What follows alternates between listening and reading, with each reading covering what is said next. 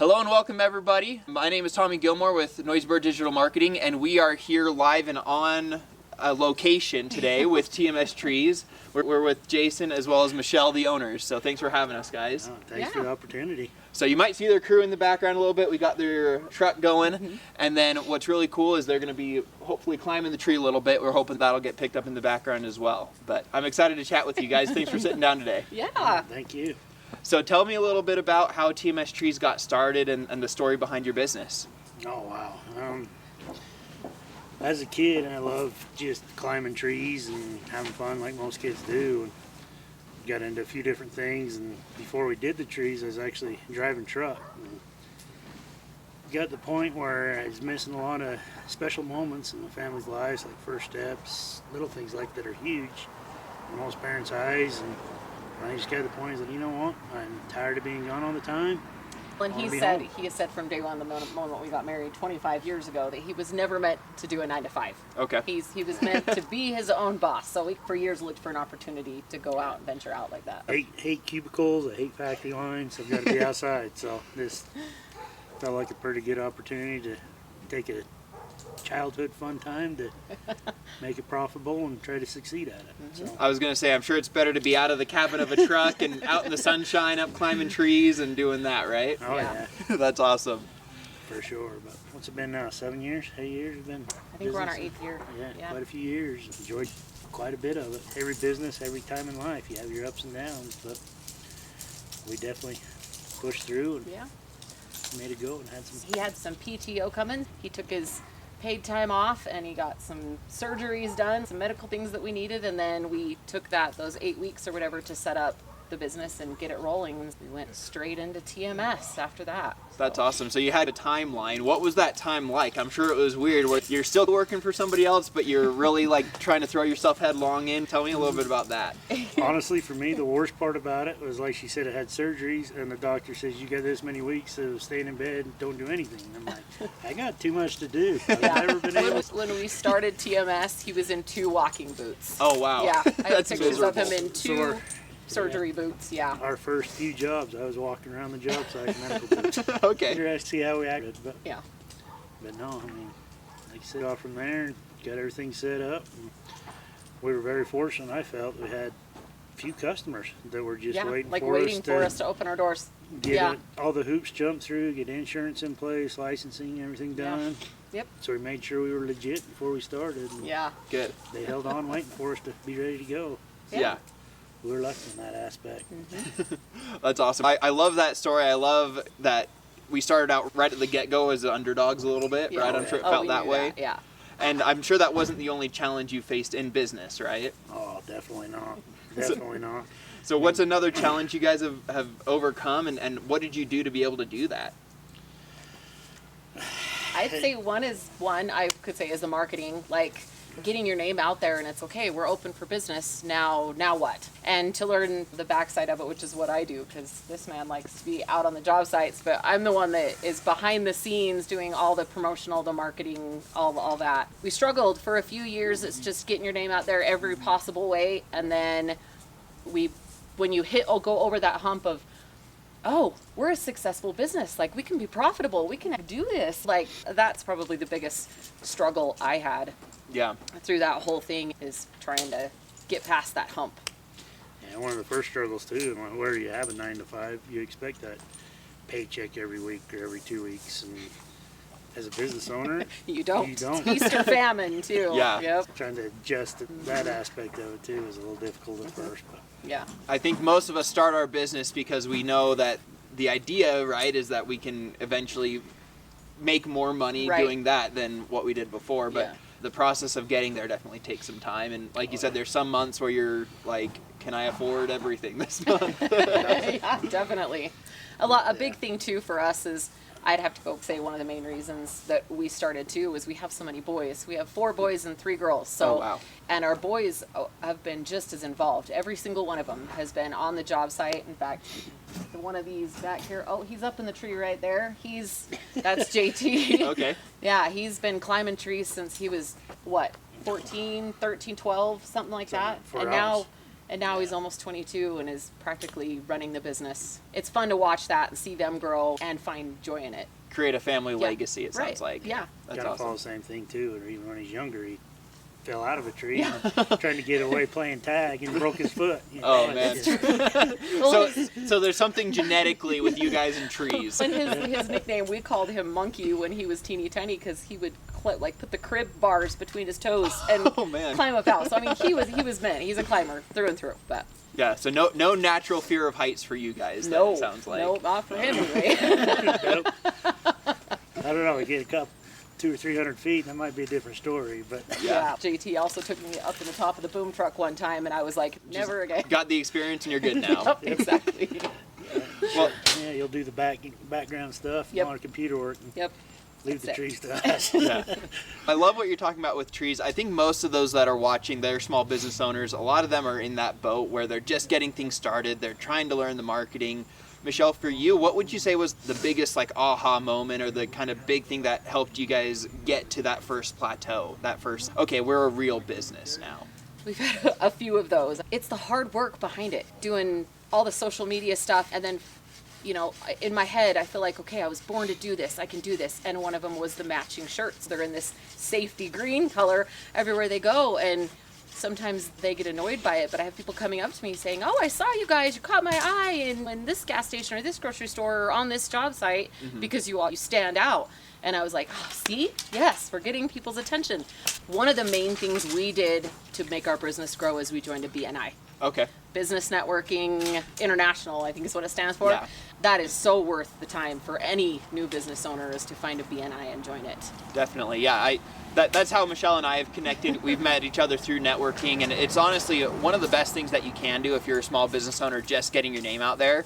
Meet other business owners and create referral programs. Yes. Say, hey, I'll try to kick one your way if you kick one my way, and how can we work together, collaborate, things like that. Build those relationships. Yes. Yeah, for me, that's been just as paramount as me running my own ads or anything like that, for sure. Yep. Yeah, definitely. Yeah, exactly. And so obviously you two are husband and wife. You guys are running the business together. You have your strengths and your weaknesses. They complement each other, it sounds. If somebody's watching and they're like, I like working with my spouse, but sometimes they just piss me off or it leaks into my personal life a little bit. How have you guys navigated those waters? Do you have any advice for somebody watching that's in that boat? For me, step back and look and like, all right, I hate computers. She loves computers. She may have her way of doing it, you have yours, but at the end of the day, do you really want to do those computer work? You're not wrong. You're not wrong. He's tried to he's been over my shoulder and I've been inputting invoices and things sometimes the way he tried and I'm like, honey, do I come tell you how to run a chainsaw? And he's like, okay. But no, one of the main things I can suggest is find your me time. You got to have that happy medium and also learn how to time block. If you're getting up at these guys are on the job site at 7:30, 8 in the morning, and then they go until the job's done. But when Jason comes home, he's home. He's interacting with the family, and we're a 24/7 business, so he always has his phone on him. And we get emergency calls where people will call, and he'll need to go out and do emergency services like that. But when he's home, he's involved, he's engaged, and we're spending family time. Another thing is do what you need to take care of yourself. This guy camps, this guy hunts, he works on tools, or uses tools, builds things, all that. He's very handy. For me, it's I go drive in my car and I blast my music and I go get a drink. So it's you hold on to your me time so that you're not spreading yourself too thin. Yeah, that way the work stuff doesn't bleed into the personal stuff. There's some sort of a line for you guys. Oh, and don't talk about work when you're on a date. I like that. Yeah. Yes, that's a big one. Some good advice there. So just to summarize it, guys, don't talk about work on a date. Create some time blocks. Say, hey, when I'm home in the evening, this is my time. This is a time that we don't talk about work stuff, things like that.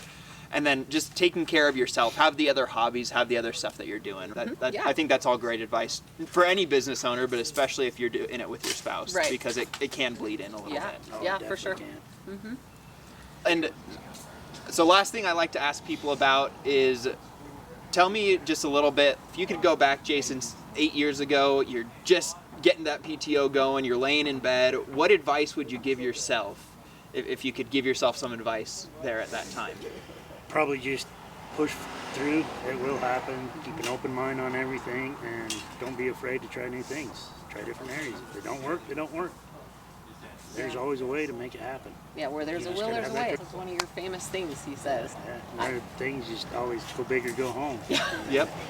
His life motto. Yeah. I'm serious. I asked him for an easel one time for a picture, like a table easel, and I got an easel. But we use it when we do the Spring Home and Garden Show and we set up a booth. It comes in so handy. Yeah. It definitely does. No, I love that. I'm the same kind of person. I might not be as big about it a lot of times, but I'm of the opinion if I'm going to do something, I'd rather not have a regret. Like, we just went up north. We went to this little hot chocolate place, and it was like, do you want some weird, like, exotic hot chocolate? And I was like, sure. And I tried it, and it was the nastiest thing I've ever tasted. But I said, you know what? I'd rather have gone and tried it than never have gotten it and been like, oh, I wish I didn't just get the generic hot chocolate from this weird place. If you do the same thing you do all the time, you get the same outcome. Yeah, that's exactly right. Yep. Take a chance and just try it, then you'll come out with a different outcome. Exactly. I think another thing I would say too is, especially if we could go back and tell ourselves from the very beginning, go back to those eager people, and even into a couple years, don't give up. And when it seems overwhelming and like you can't, it's too much, too fast, too confusing, take a step back and breathe. But keep pushing forward. Don't give up. But also gear up too, because you're in for a ride. It does take a lot of that gumption, right? Yes. Oh, it definitely does. Yeah. I think when you first start, you don't foresee yourself as, I own a business and I'm going to have employees, I'm going to have a nice truck, I'm going to have all these things, and or maybe you do and you want that right away. Yeah. But when you don't get it right away, it's a little discouraging. It can be, but For us, like this boom truck, we knew from day one that we needed it. One of our main competition in town, the only other competition in town, was a big, huge tree company that was doing big jobs with a boom truck. And it took us 6 years, 7 years of saving to buy the boom truck. When we finally did, not only is our business debt-free, but now we're competing with the big guys. I guess that's my aha moment that you were asking. Like, when we bought the boom truck, that was a big, whoa, like, we're here. Like, this is profitable. We're succeeding. Okay, we can do this. And it was a breath of fresh air and gave us a new burst of energy to keep going. I'm sure. How were you guys able to do that debt-free? slowly. Yeah. A lot of saving. A lot of We saving and started with nothing. Yeah. Pretty much. Yeah, We just had that mindset that we weren't going to go in over our eyeballs in debt, just trying to make a go of it. And we considered play it smart. so many times, but we don't like debt, period. And so when we had saved and saved, but then we knew we needed it that spring. And so we were living in a house that was way too big for us because we don't have many kids left at home. So we sold that big house and downsized into something that saved me from a bunch of cleaning. Hallelujah. And that's how we were able to buy the boom truck. And it's debt free, but that's just what's so important to us, and it was way more important than a big house. Couple things there: saving, sacrifice, and just putting in the work, making it happen. I think that's all great advice. Yeah. Thank you guys for letting me come by, see the job site, and chat with you a little bit. Is there anything else you guys wanted to plug or talk about that your business offers or does for people here in the community? We have everything to do with trees except for sell them. So we'll plant them, like as they grow, we'll give them a treatment. Like we have an insect disease and fertilization treatment that we have. We'll trim them, we'll remove them if you don't want it. And also fruit tree pruning, that's important in the spring and the fall. We also offer wood chips and firewood. Oh, cool. So if you have a wood burning stove still, or you're doing some landscaping, anything like that, you guys are a good contact. Or even just want a big wood round for decoration or craft projects, things like that. I love it. And We've done that too. So Yep. even decoration for weddings and stuff. Yes. We've done. Yep. Oh, cool. We've done weddings a couple times. Yeah. And if they're wanting to get something like that done, what's the best way to reach out to you guys? I know that there's a good variety of ways, but what's the best way to do it for you? The best way to reach us is probably to call Jason directly. That's 435-592-6347. You can call or text or email Jason Knight at tmstrees.org. And then also Facebook. You can either find Michele Knight or TMS Trees and message us directly. Awesome. So call or text, email, and Facebook, and I'll put those in the description so you guys can easily find them if you're looking to get something done. Right. Awesome. Thank you guys for letting me sit down. I appreciate learning more about the business, and you got some great advice today. So I hope that you guys get a chance to listen to this once or twice. Thanks for tuning in, and we'll see you guys next week. See ya. Thank you. Thank you.